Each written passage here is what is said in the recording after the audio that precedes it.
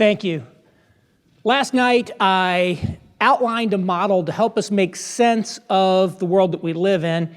If you weren't here, there's a detailed write-up on this in a First Things magazine article called The Three Worlds of Evangelicalism. You can look it up.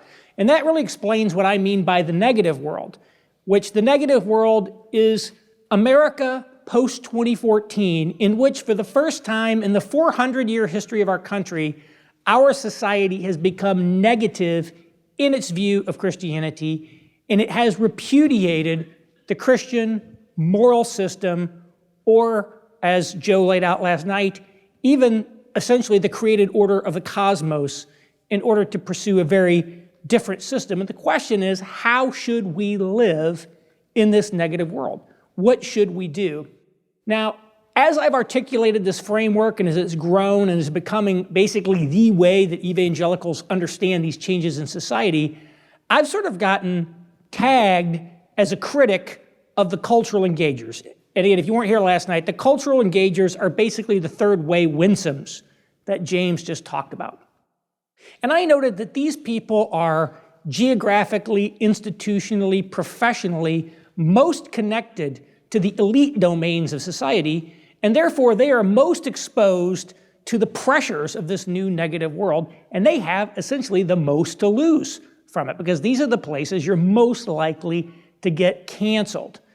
And from that, a lot of people have assumed that I must be very positive towards the culture war model. And in fact, I actually think the culture war model, as we've understood it, is increasingly obsolete and basically needs to be rethought. So, having made all the cultural engagers and winsomes and third wayers in America mad at me, I'm now moving on to make all the culture war people mad at me. And so I want to talk about today a new spin on the culture war that I call cultural insurgency. Cultural insurgency. And I think if you listen to this talk, rhetorically, it's going to be quite edgy. But in terms of the actual recommendations, I think you'll find it somewhat moderate, and maybe even a little more moderate than the culture war. So I like to keep that tension there.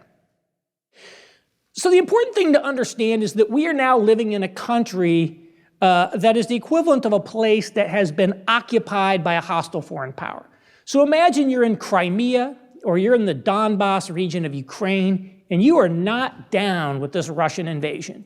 Nevertheless, you have to face the fact that there is a hostile occupying force. It's hostile to you, it's hostile to your people, it's hostile to your preferences, it's hostile to your culture, and they're installing a new alien system in your country. You also have to face the fact that a lot of people there actually like this occupying force, and at a minimum, a whole lot of people are willing to go along to get along with this new establishment. So what do you do in that situation? Well, the fact is we are in a situation in America where there has been essentially complete leftist capture of all the major power-wielding institutions of our society. This includes the universities, the media, the major corporations, major foundations and non-governmental organizations, the federal bureaucracy, even, candidly, the military to some extent. The one truly powerful institution that conservatives still control in society, and it's a very important one, is the U.S. Supreme Court. The other institutions where conservatives have a lot of power and influence, you can think about alternative media like talk radio, state and local elected office, churches perhaps. These are sort of subaltern institutions. They're lower in prestige, lower in wealth, and certainly much, much, much lower in power. They don't really control our society in the ways that others do.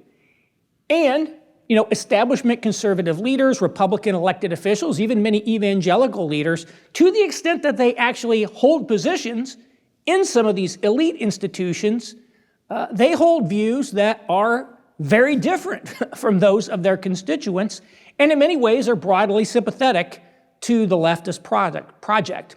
So with the collapse of any substantive conservative resistance, the left has now achieved a significant level of hegemony in our society, and it's able to impose its ideologies with very little ability for most people to resist.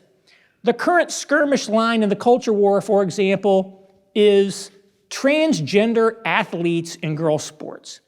And I would submit that if that's what you're fighting about, you have already been conclusively routed on the battlefield, right? So leftist ideologies, as manifested in forms like diversity, equity, and inclusion, or environmental, social, and governance goals, are basically being installed into every institution in our society, including institutions in red areas of red states, maybe like your local school system.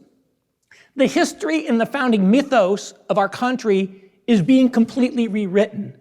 The statues of our founders are literally being toppled. 1619, not 1776, is held to be the true founding of America, and in many cases, even violent actions by the left are given de facto sanction in our country. And yes, the right can win on occasion. We certainly can. Donald Trump was elected president in 2016 over the combined opposition of essentially every institution in our society. That led to 3 Supreme Court justices being appointed, which led to the overturning of Roe versus Wade, which is certainly a very significant thing.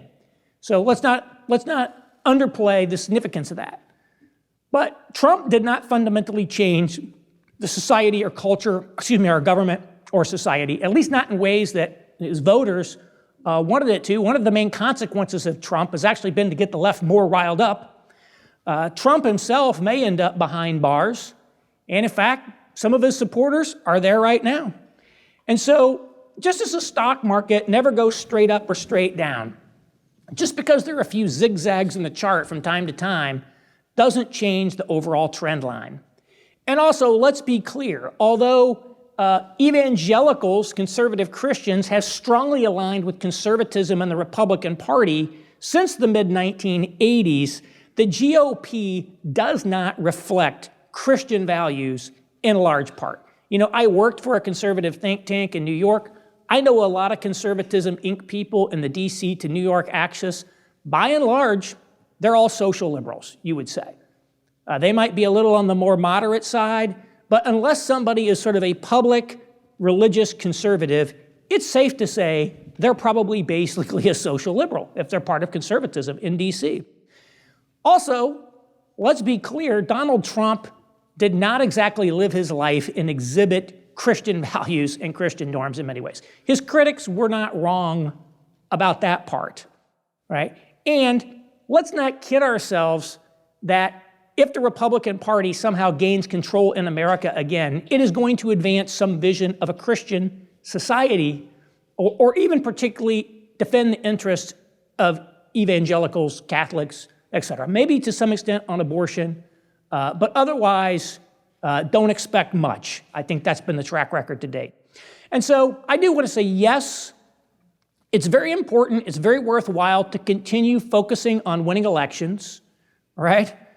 We want to stay politically engaged, right? There's only 2 political parties. You have to pick one. So I'm not saying everybody is equally the same, they're equally bad. This is no third wayism. We have to stay politically engaged. We have to operate within the system what it is. But we did not vote our way into this situation, and we are not going to vote our way out of it either. And so I'm not going to tell you exactly what to do or lay out a complete vision or a very detailed punch list of actions, but I want to lay out today a series of 6 principles oriented around what I call cultural insurgency. Cultural insurgency. And so I'm just going to go through those, and I think you will find them probably challenging to some existing assumptions, and I just hope that you'll be able to kind of reflect and use this to inform your own decision-making, because everybody has to decide for themselves basically what to do in this kind of unprecedented era where we don't really have a roadmap. So principle number 1 is to categorically reject political and social violence. And I say this since I'm using essentially a military metaphor. I want to be clear that it's just that. It's a metaphor. Okay? We are not in a shooting war, and we should not even entertain fantasies of getting in a shooting war. I categorically reject the use of violence for political or social purposes in America, and I would advise staying far, far away from anyone who does. Among other things, there's a good chance they're affiliated with the federal government in some manner. Just saying. Reject violence. Principle number two, avoid direct confrontation. Direct confrontation is the strategy of the culture war. The idea is their political forces are over here, our political forces are over there, and we're going to meet on the political battlefield on election day or something of that nature, right? But when you are in enemy-occupied territory, facing a vastly superior force, direct confrontation usually only gets you destroyed. Now, unfortunately, most of the major voices we hear in the conservative world, the bloggers, the pundits, the politicians, even a lot of pastors, they tend to be very aggressively, directly confrontational. So what are some examples of people like that? One would be Doug Wilson up in Moscow. Matt Walsh from Daily Wire would be another one. In the political world, we could think about Donald Trump himself, or Steve Bannon, or Darren Beattie of the great site Revolver News, which you should also check out. Now these people, they have personalities that are very suited to high conflict environments. Some people just thrive in that kind of world. Most of us don't. Don't underestimate how bad it can feel to receive a torrent of Twitter hate, even if it's over something you can't be canceled for. These people also tend to have money, or they tend to have financial or institutional support that protects them from being canceled, or even makes them anti-fragile. That is, when they're attacked, they get more clicks on their website, more subscriptions, it actually builds them up, right? So, Steve Bannon, for example, was rich before he got into politics.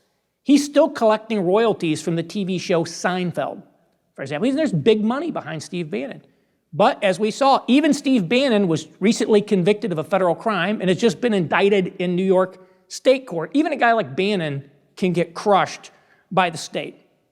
And so I think we need to be very careful about imitating what we see these people do if we're in a very different situation. When it comes to direct confrontation, most of us should be very judicious in how we pick our battles. And we shouldn't just go out and try to imitate, like, say, what Ben Shapiro's doing, because we don't have the kind of backing that a guy like Ben Shapiro does. So unless you have the right personality for it, unless you have the right backing for it, direct confrontation is probably a high-risk, low-reward strategy for you. So I'd say as a rule of thumb, in our environment, you should avoid it. Now, what do I mean? What's an example of direct confrontation? Well, here would be one example. That would be deliberately thumbing your nose at Twitter's terms of service and performatively dead-naming or misgendering someone. All you're going to do is get suspended or banned off of Twitter. Now again, for some people this works. There was a congressman in my home state who fundraised for 2 weeks off a Twitter suspension. But imagine that you get, yeah, that's great. It's a great opportunity for fundraising, right? That's the anti-fragility aspect that some people have. But what if you get permanently banned, which a lot of people have gotten permanently banned off of Twitter? What did you accomplish? Well, I can tell you one thing you accomplished. You just helped instill fear in the average man on the street. Not all people who get canceled end up as martyrs who inspire others. It's more likely that you end up as an object lesson to other people about what not to do. That's why the media likes to make a big spectacle out of this. Voltaire famously said that it's good to execute an admiral from time to time in order to encourage the rest. And don't volunteer to be the person that gets your head cut off. So I'd say avoid direct confrontation in most cases. Certainly pick your battles.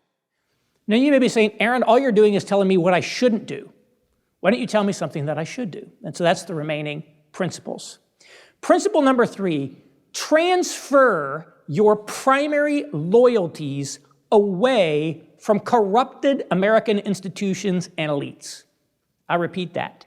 Transfer your primary loyalties away from corrupted institutions and elites. I first gave this presentation and developed it to give at a conference last weekend in Cincinnati called County Before Country. It was a Christian localism conference, and I think the very name, County Before Country, sums up what I'm saying here. The military historian and strategist William Lind who has extensively studied guerrilla warfare and insurgency, which he calls fourth generation war. He notes this is kind of rooted in a crisis of the state. Here's what he had to write on this topic, quote, "At the heart of this phenomenon, fourth generation war, lies not a military evolution, but a political, social, and moral revolution, a crisis of the legitimacy of the state. All over the world, citizens of states are transferring their primary allegiance away from the state to other entities, to tribes, ethnic groups, religions, gangs, ideologies, and causes. Many people who will no longer fight for their state are willing to fight for their new primary loyalty," unquote. You know, this is something the left has been very willing and extremely fast to do the minute they think one of our institutions is going against their ideology. What's the very first thing that they did when Donald Trump was elected president? They proclaimed themselves the resistance. Note that immediate use of insurgent language. Or they said, "Not my president." We don't recognize the legitimacy of Donald Trump. No surprise that after the Dobbs decision, the left immediately turns on the Supreme Court. A couple weeks ago, there was an op-ed in the New York Times from two law professors, one from Harvard, one from Yale, our two most important institutions, that basically said, liberals should give up on reclaiming the Constitution. The Constitution is broken. It's no longer appropriate to our country today. And essentially, we should pursue what we want through other means, okay? Clearly, their first loyalty is not to America's institutions or to our constitutional system of government, but to their ideology. And we see a very similar thing in some parts of the Green movement. There are a number of people who are in the anti-climate change activism business who believe that climate change poses such an existential threat to the planet that it trumps any other consideration, that we just have to prioritize that above any other loyalty. It's an example of a cause becoming a primary loyalty. You know, I'm always struck when I read leftist writers like Herbert Marcuse. Now, he's a guy, gets a lot of flack. He was a Frankfurt School, cultural Marxist, critical theory, all the buzzwords people hate.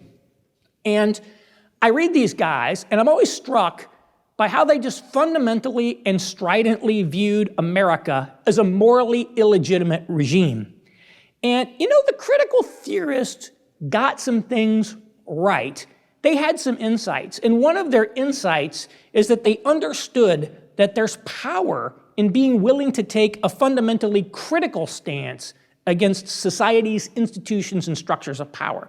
And I think we could learn from that, because the fact is our institutions and the people running them are increasingly both immoral and incompetent.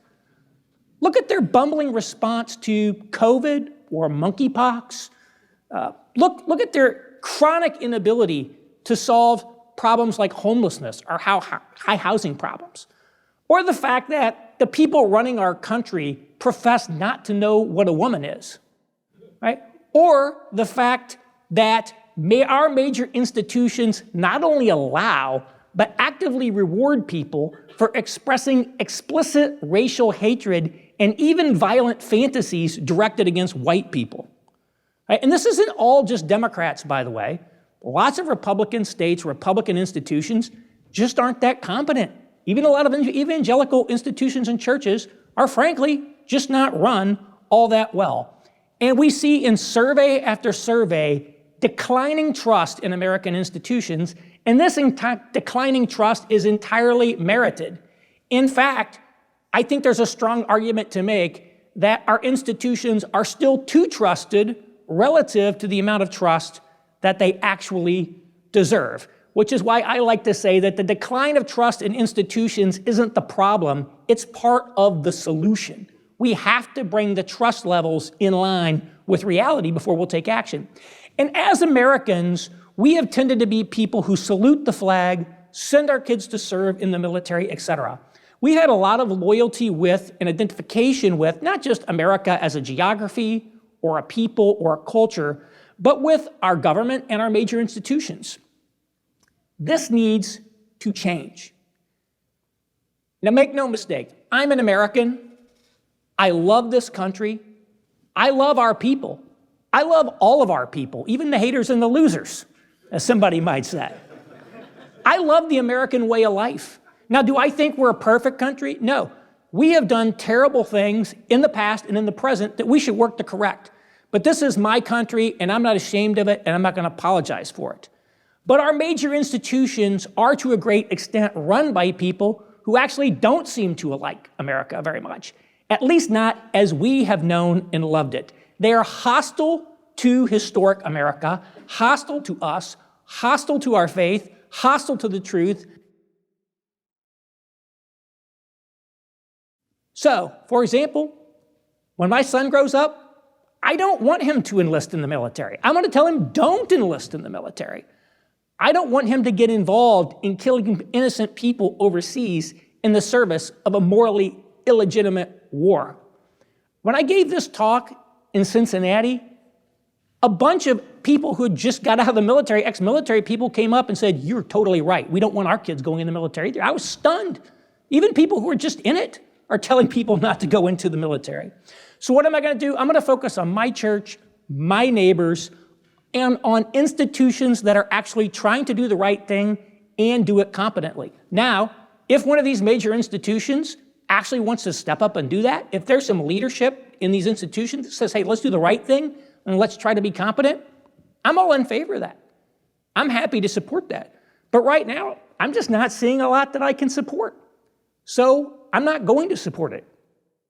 The final paragraph of Alistair McIntyre's book, After Virtue, sums this up very well. He really encapsulates what I'm saying here, so I'm going to read it to you. Quote, "A crucial," and he's talking here about the end of the Roman Empire as the Roman Imperium is falling apart. "A crucial turning point in that earlier history occurred when men and women of goodwill turned aside from the task of shoring up the Roman Imperium and ceased to identify the continuation of civility and moral community with the maintenance of that Imperium. What they set themselves to achieve instead, often not fully recognizing what they were doing, was the construction of new forms of community within which the moral life could be sustained so that both morality and civility might survive the coming ages of barbarism and darkness. If my account of our moral condition is correct, we ought to conclude that for some time now, we too have reached that turning point. What matters at this stage is the construction of local forms of community within which civility and the intellectual and moral life can be sustained through the new dark ages which are already upon us. And if the tradition of the virtues was able to survive the horrors of the last dark ages, we are not entirely without grounds for hope. This time, however, the barbarians are not waiting beyond the frontiers. They have already been governing us for quite some time. And it is our lack of consciousness of this that constitutes part of our predicament. We are waiting not for a Godot, but for another, doubtless very different, Saint Benedict," unquote. This is the passage from which Rod Dreher took his term Benedict option. Now, apparently, Alistair McIntyre, who's still alive, did not like that very much. In fact, I wonder if he regrets writing that paragraph because other people took it more seriously than he did. But it's still great, and it contains so much that is directly applicable to our situation. One, to cease identifying the continuation of the American nation and the well-being of the American people with the continuation of the current rulership structure of our society. I repeat that. To cease identifying the continuation of the American nation and the well-being of the American people with the continuation of the current rulership structure of our society. And I'll unpack a little bit more what I mean by the rulership structure in a bit. This is a very hard thing to do. It's easy to say, it's very hard to do. Even just mentally making that break, extremely difficult. Two, to turn aside from maintaining and participating in the propping up of the globalist American empire, our imperium. Third, to recognize that the problems aren't just out there in some other part of the world. The problems are right here, inside the United States. And fourth, the need to build new structures to sustain community and moral life. That is a huge to-do list, and it could take lifetimes to accomplish, just as it did for the people who built Western civilization out of the ashes of the classical one. Transfer your primary loyalties away from corrupted American institutions and elites. Principle number 4, focus on winning at the moral level of the cultural war. William Lynn says that the key to an insurgency conflict is winning at the moral level of war. And he's referring to a model by Colonel Mike Boyd, which divides war into 3 levels: the physical, the mental, and the moral. You can win every physical encounter, win every battle, but if you lose at the moral level, you can still lose an insurgency conflict. So when the U.S. massacres a bunch of kids with a drone, which happens way more than any of us would like to believe, it loses at the moral level of war. When we prop up corrupt client regimes in countries like Afghanistan, or when our soldiers and those corrupt client officials live large in some green zone in the capital, while the average citizens of the country we're occupying are in misery, we lose at the moral level of war. Powerful militaries and governments lose moral authority when they commit atrocities, engage in disproportionate actions or responses, or show disregard, disrespect, or even contempt for the people. So in terms of cultural insurgency, think about what people like Gandhi or Martin Luther King Jr. accomplished against much more powerful incumbent regimes through a sort of nonviolent insurgency. Right now, King is not a perfect analogy to our situation. First, the conditions for Black America in that time were far worse than our conditions today. Also, King actually had elites and institutions that supported him, certainly more than we have. Nevertheless, he shows a real focus on winning at the moral level. And by the way, this is another reason to reject violence. King understood that Black Americans were never going to obtain civil rights through violence, and that the use of violence would only discredit their movement. So they were very explicitly and in action nonviolent, and in fact were willing to endure violence directed against them, injustices directed against them, which bolstered their movement at the moral level of cultural war. Now, if you live in a clearly totalitarian state like the Soviet Union, one that uses undisguised power and coercion to make people do what they want, this kind of King-like approach gets squashed like a bug. It just doesn't work there, okay? But in Western countries like the United States, where things like freedom, democracy, fairness, free speech, these are deeply core to the cultural identity of the nation, right? And at the very center of our moral claims to legitimacy and indeed moral superiority, both domestically and internationally, right? Whenever those things seem to be violated, that discredits the system at the moral level. So as American institutions and elites become more transparently coercive, right, using overt power rather than the disguised, indirect, soft power that, say, Herman and Chomsky wrote about in their famous book, Manufacturing Consent, this morally discredits them. So what's an example? Arresting journalist Julian Assange of WikiLeaks. So now when we lecture other countries about how they treat journalists, they can just throw that right back in our face. And again, that's already happening. There's a famous interview between the BBC and the president of Azerbaijan. This is easy to find on YouTube if you want to search for it, where the BBC interviewer starts asking him about the way he's treating journalists, and he just says, "You've got Assange in jail." And this BBC reporter, she starts hemming and hawing. She's like, "Well, the BBC doesn't have him locked up." He's like, "No, you're a state-owned broadcaster. You're the government media. You have Julian Assange locked up. Don't come lecture me."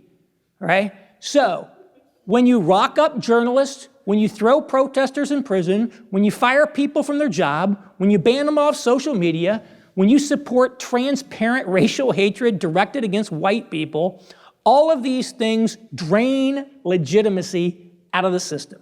So I guess if you do get yourself kicked off of Twitter, you're making a small little dent in the system because you're forcing them to behave in this very heavy-handed, censorious manner. But I would still say there are probably better cost-benefit ways to do that for the average person. And I think as this legitimacy drains out of the system, which I think fundamentally is a good thing, ultimately, this actually makes things worse in the short term, at least domestically.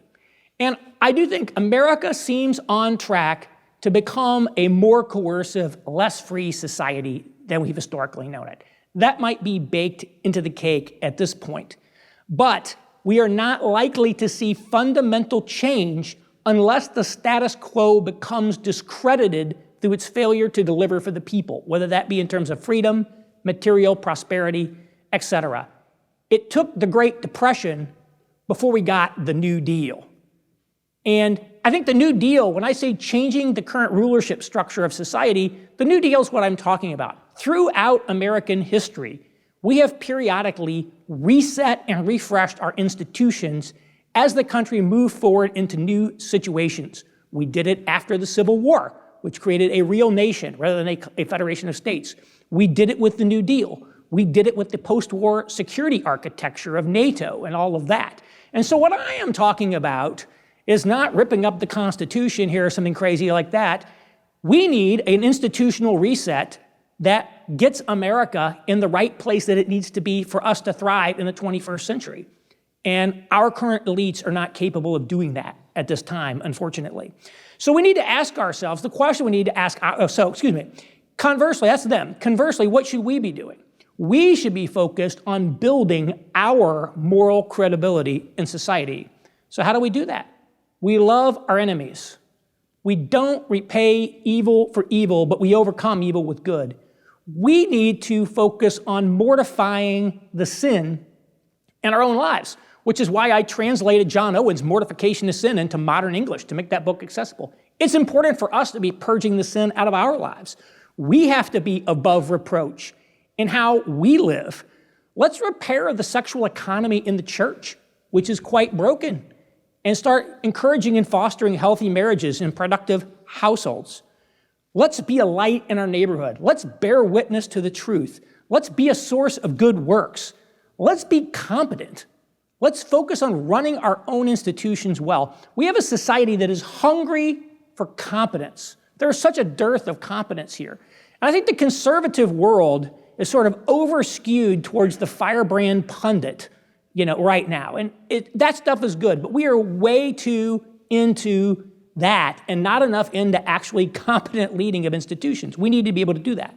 So we need to be asking ourselves, how is what we're doing sort of affecting our credibility with the median person in America who probably isn't an evangelical Christian? Now, there's some areas where maybe we can't do that because we always have to stand first on God's law and God's truth. So for some people, if you oppose abortion, that actually makes them dislike you because they support it.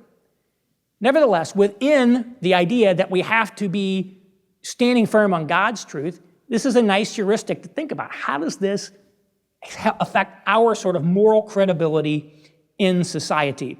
So, what's an example of something you can do that hurts your moral legitimacy in society? I'd say one of them is open carry.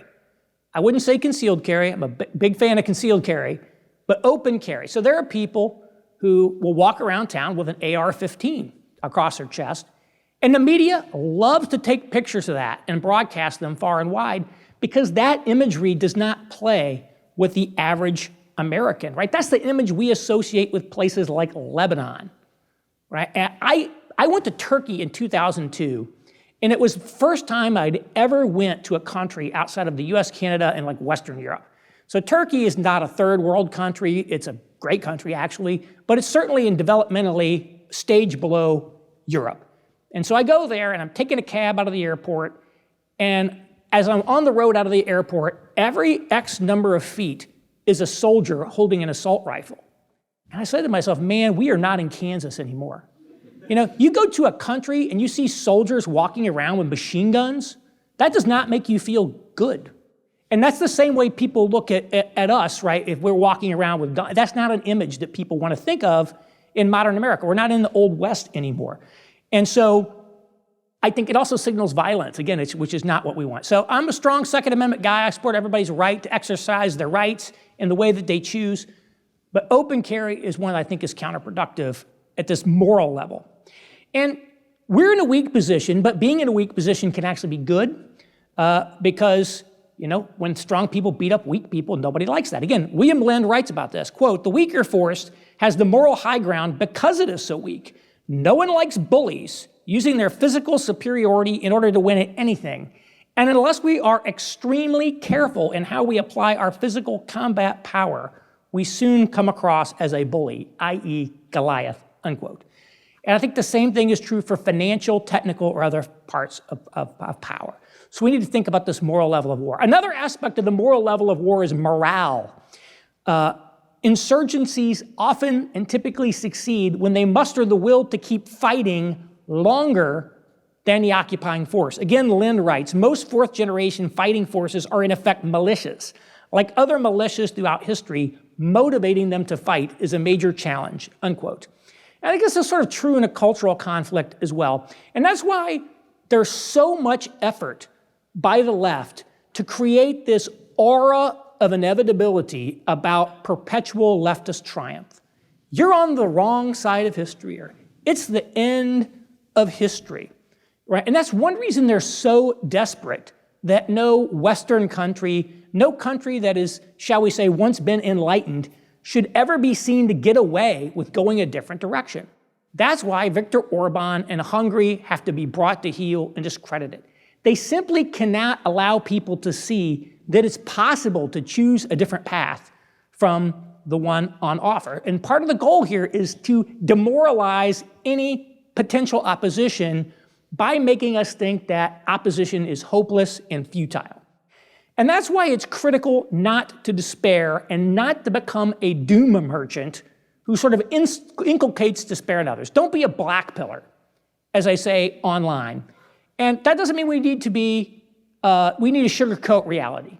The Bible, one of the reasons I love the Bible is it's so real about the human condition. There's no sugarcoating anything in there. So I think we need to be very realistic about where we stand, but we need to have hope, one of the great three theological virtues. And our great hope is obviously ultimately an eternal hope, but I think we have a lot of hope in this world where we're at right now. There are possibilities for the future of which none of us in this room can possibly conceive. January 1st, 2015, how many of us even imagined the possibility that Donald Trump would be the next president of the United States? I'm not even sure Trump was thinking he'd be the the idea that he would even run, I wasn't even thinking about it. We're coming up on the end of 2019. I know this well because I was moving in December 2019, I'm moving from New York to Indianapolis. It did not even enter my mind that in just a couple months there was going to be a pandemic that would completely overturn the world. This one's a little more predictable, but most of us were not thinking there was going to be a Russian invasion of Ukraine that was going to cause an energy crisis in Europe. So the future is wide open, completely wide open. Now, it could be bad. In fact, it could be a lot worse than we think, but it could actually be pretty good. It could be a lot better than we think. So as long as we keep our morale high, stay engaged, and never, ever, ever give up, the future is bright in my view, even if the ultimate good outcomes don't occur until the next generation or the one after that. And by the way, this impact on our morale, as I said, it's one reason not to go get yourself canceled if you don't have to. Sometimes trouble comes looking for you, but we don't have to go looking for trouble. So focus on winning at the moral level of the cultural war. Principle number 5, what worked for them won't necessarily work for you. So when we think about this concept of winning at the moral level, then our goals are shaped by considerations like this. What do I do to reduce the moral standing of the system? How do I increase my side's moral standing? How do I keep our morale high? How do I degrade the other side's morale? And how do these play out over time? And in an insurgency conflict, I think the key to understand is that these are asymmetric tactics and relationships here. So again, the culture war model their army is over here, our army's over there, and election day is the field, and we're just fighting, and there's sort of a symmetry of tactics. We got the consultants and the media buys and all this stuff, and that's applicable in some domains. But in many domains, we need to think asymmetrically and understand that, their tactics aren't necessarily going to be our tactics that we need to do. And I think there's a great temptation for conservatives who, periodically people will come to this conclusion. Conservatism's never conserved anything. We don't need conservatism. We need a revolution. We need to fight to win. And so people make that kind of conclusion, and they say, oh, the left, we need to just do what they did times 2. We need to just fight harder than they did. So they had a long march through the institutions. We'll have a long march through the institutions. But again, won't work for them, won't necessarily work for you. Let's just use an example, protests. The left loves protests. And this is actually one of their key things they love to do. And there's this kind of democratic myth that through protest you can change public opinion, pressure governments and institutions, and that's how you're going to effect change. Now, the left, this actually works for them. Why? Because they control the institutions. They control the levers of power. They control the media, so they control how the protest is going to be perceived and portrayed. And by and large, they control the criminal justice system even. So what do we see? We see that BLM can have protests that devolve into riots and property destruction. And in the city where I live, 2 people getting killed, and virtually no one is prosecuted for that. Virtually no one. You almost have to kill somebody or throw a Molotov cocktail at the police before you're going to get prosecuted. And, oh, by the way, at the end of that, every institution in society then reorients itself to do what BLM wanted. That's not going to work for you. Consider just one example, toppling statues. Has there been a single person anywhere in the country who's ever been prosecuted and convicted of a crime for toppling a statue? I can't name a single case. Now, when I originally gave this talk, somebody found someone who was about to go on trial in Wisconsin. So maybe there's someone out there, but it's certainly very, very rare if it did. But a kid in Iowa got sent to prison for 16 years. 16 years for burning somebody's pride flag. Here's another example, occupying government buildings. This occupation motif is very core to the left. It's part of their self-conception. Go back to the Vietnam War era and campus protests in which the students would occupy the administration building. A few years ago, there was a movement called Occupy Wall Street. Occupy, literally in the name. They took over Zuccotti Park in New York, parks all over the country. Or think about the teachers' unions in Wisconsin who a few years ago took over and occupied the state capitol to try to stop the Republican legislature from passing a bill. Right? But look what's happening to the people who were part of January 6th. Very, very different. And even if you just think you're going to pull a permit, you're going to have a completely legitimate, peaceful protest, if you do it in a blue jurisdiction, there's a chance that the police might be ordered to stand down so that violent counter-protesters can come at you. And then if you try to defend yourself or even just get away, you get arrested, you get prosecuted, and the media portrays you like the bad guy. And again, this has unfortunately happened. The Proud Boys had an event at the New York Republican Club on the Upper East Side of Manhattan, a completely legitimate venue. Antifa showed up, started a rumble. They arrested a bunch of Proud Boys. At least one of them got sent to prison for 4 years. Every Antifa person was just let off scot-free. Okay? Now that's not fair. That's a deep injustice, right? But that's reality. The left's tactics work for them because they were backed by institutional power. It's sort of theater in a sense. A friend of mine says, protests are the left's victory dance after they've already won. But so if you try to replicate that, you may well end up destroyed. Now, I'm not saying you can't ever go to a protest. The March for Life in DC has gone on very well for many years. Protests can raise morale. Events are good. We're having an event right here.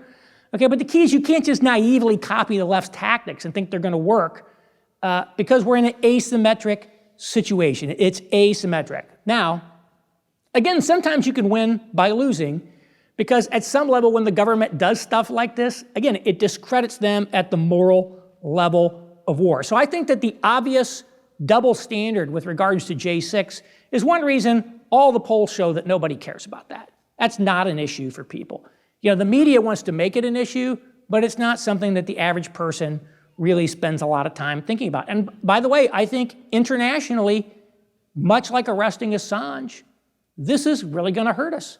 Now, when we start criticizing countries for arresting protesters, they can say, you lock up protesters. And by the way, they'd be right. They'd be right. We are doing the very things that we used to lecture other people about. We are locking up journalists. We are spying on journalists. We are arresting protesters and holding them in jail without trial. We are that man, right? The rest of the world should treat us as a morally illegitimate country because we do not live up to any of the moral ideals that we previously had. We're basically an international bully today. That's why if you go back to the first Gulf War, we got basically the entire world to sign on to our war to expel Saddam Hussein in Iraq from Kuwait. In fact, lots of countries even wrote us checks to pay for it. Now, other than the closest allies of America, we can't muster a coalition against Russia. Countries like India, forget China for a minute, look at a country like India. President Modi in India, he knows that he's next on the list. If he crosses, we cannot just do things that support the U.S. power. The U.S.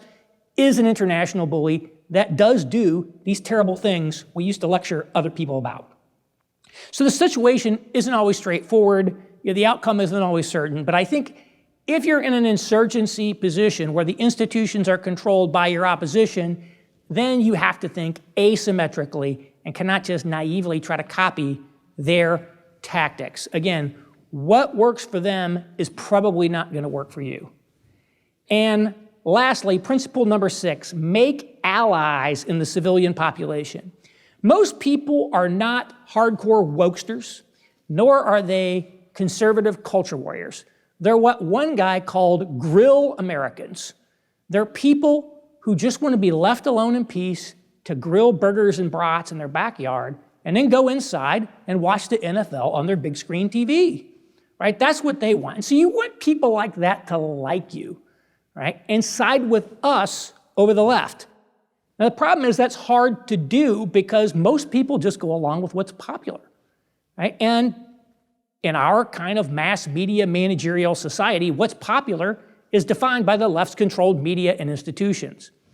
And they're able to do that. So let's just say, for example, you start protesting at your local school board over social and emotional learning. Now, if you don't know what social and emotional learning is, if you've never heard of that, all you need to know is it is almost 99.9% in your schools, and it's another Trojan horse, a sort of injection mechanism for leftist ideology. Probably does need to be protested. So I'm not saying you shouldn't do that, but nevertheless, the cameras are always going to be pointed at the craziest person at the protest saying the most extreme thing, and they're going to make that person the face of the protest, just like they always made the QAnon shaman the face of J6, right? That's what they'll do. And then the average person in the suburb, let's say you're in the suburbs, they're just going to look at that and they're like, oh, can this just go away? I don't want all this stuff. I just want to pretend everything's okay so I can get back to the NFL. So it's hard, but we have to think about how do you get the left to alienate these people while getting them to like you, okay? And this isn't always easy, but what are some things that these people like? One, they love law and order. They love law and order and they hate riots and they hate it. So, if you see these woke DAs that don't prosecute crime and every crazy thing that happens from one of these Soros DAs and in these cities, you need to make sure they see it.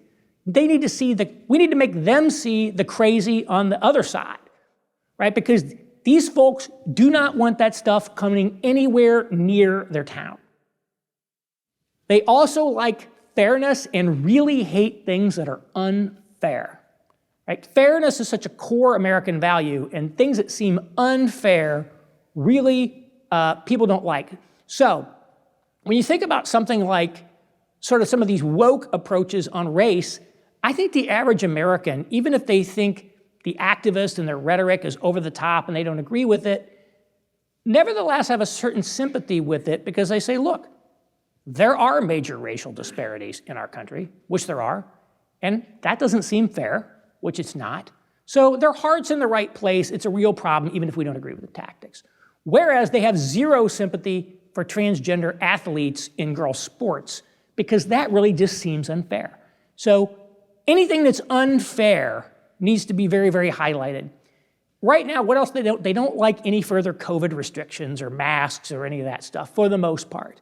Maybe they did at one point, but they certainly don't want their kids having to go through a bunch of stuff at school anymore. So again, when we're thinking about moral legitimacy, how do you win over kind of the median resident in your town? How to make them your ally? So I'll give an example from this County Before Country conference. I spoke there last year. It was in downtown Batavia, Ohio, which is a small town, eastern suburb of Cincinnati, and it was their downtown, and there was no food at the conference. And, well, one, that's cheaper, so it's cheaper to put it on. Secondly, the logistics are easier.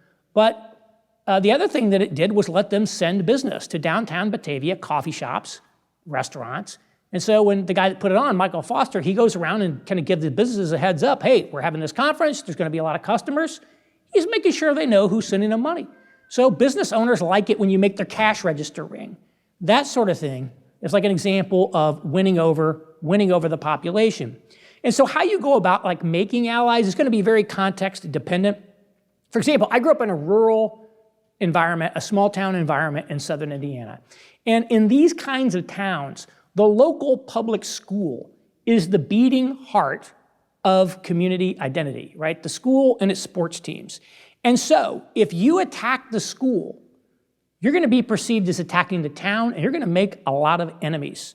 Now, again, these are typically very conservative areas.